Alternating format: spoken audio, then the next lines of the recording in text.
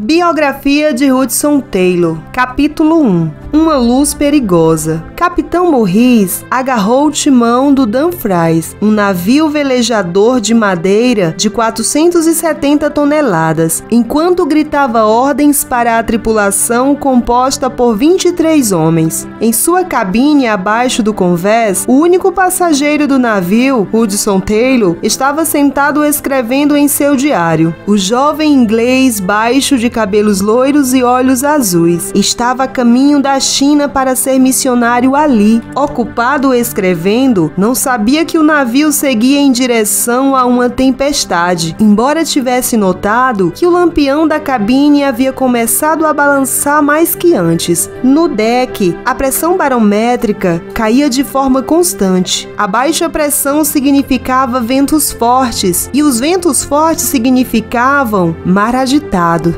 As ondas começaram a quebrar-se contra o arco do navio. Por causa delas, o Dumfries batia de um lado para o outro, estremecendo e rangendo. Quanto mais forte o vento ficava, maior a preocupação do capitão Morris. Apesar de todos os seus esforços, o navio estava à mercê da corrente do vento uivante. E pior, ele estava a apenas 4 dias de Liverpool, e ainda não haviam chegado às águas abertas do Oceano Atlântico.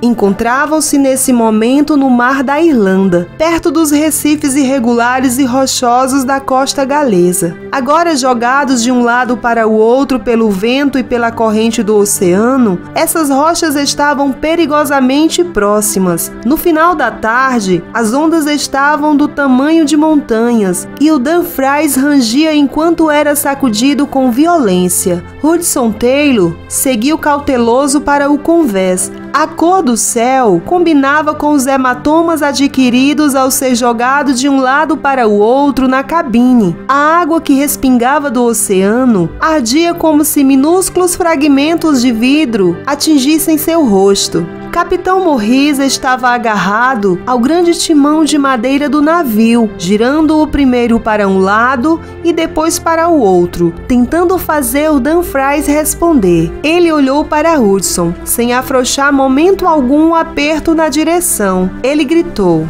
"A menos que Deus nos ajude, não há esperança. Quão longe estamos da costa galesa?" Hudson gritou de volta. "Quase 25 quilômetros e estamos à deriva muito rapidamente." Assim que o capitão terminou de falar, uma enorme onda se lançou contra o navio. A espuma borbulhante conduzida pelo vento encheu o ar e a água subiu pelo convés, derrubando barricas e pedaços de madeiras como se não pesassem nada. Hudson decidiu que estaria mais seguro na cabine. Quando saiu do convés, examinou a cena mais uma vez antes de descer. A menos que Deus trabalhe de forma miraculosa a nosso favor, algumas madeiras quebradas serão tudo o que restará de nós e do navio pela manhã, pensou ele, inseguro do que estava por vir.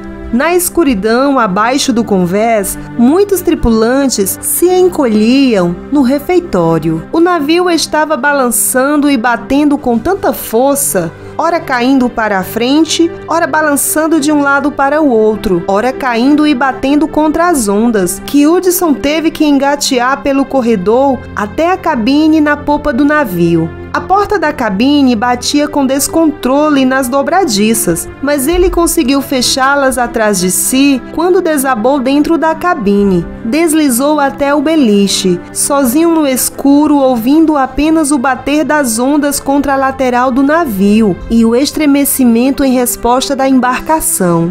Cada ondulação quase o derrubava da cama. Ele tentou dormir, mas não conseguiu. A fúria da tempestade só crescia, até que o navio estava sendo jogado com tanta força que Hudson não podia mais ficar na sua cama. Ele fez o caminho de volta ao convés. Capitão Morris mantinha-se resoluto na mesma direção. No entanto, Hudson notou algo diferente desta vez. Ele podia ver um farol a sotavento do navio. "O farol de Holenhare", gritou o capitão Morris para Hudson. "Estamos indo diretamente para ele." Quanto tempo temos? Hudson gritou de volta acima do uivo do vento.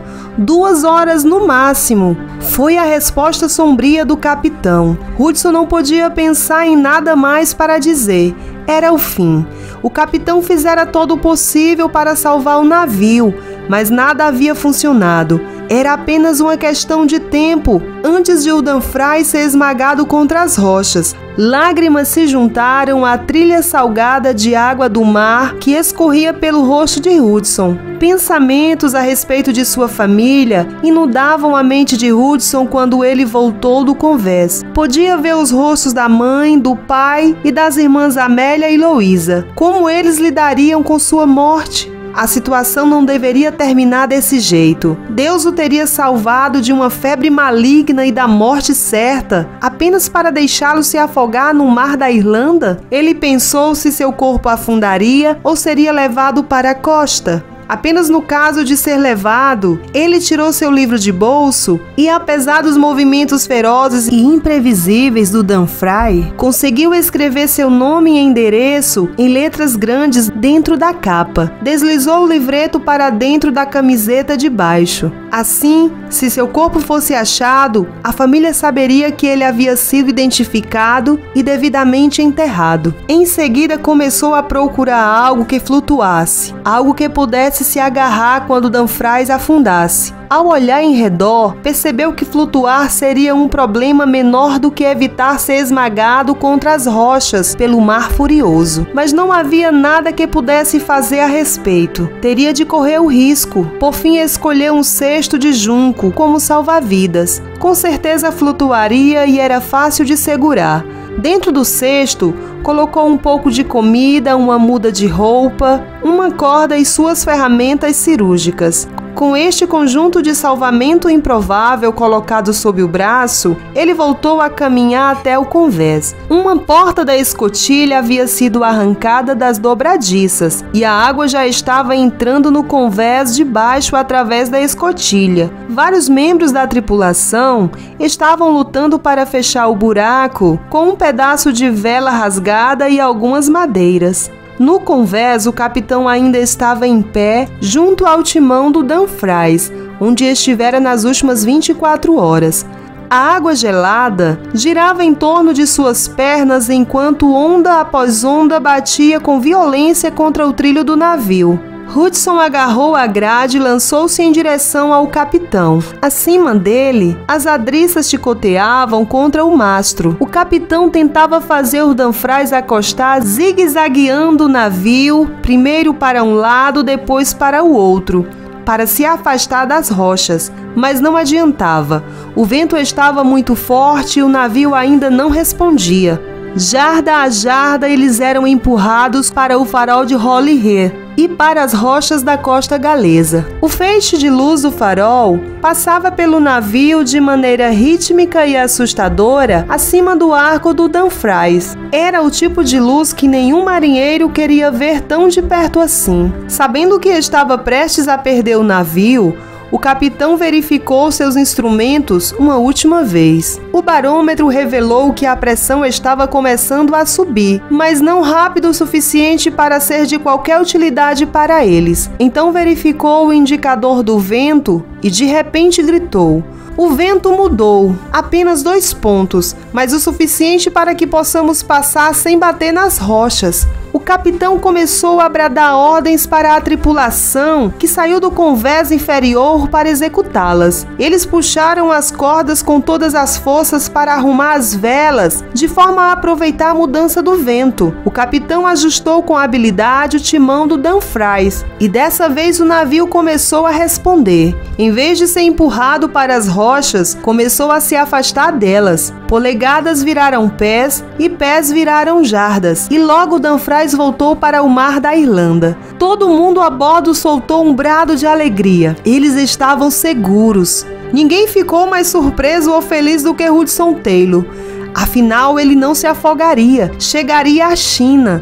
Ele sorriu para si mesmo. 4 dias fora da Inglaterra e já tivera a primeira aventura no mar. Se os seus jovens colegas do Banco Bansley pudessem vê-lo agora...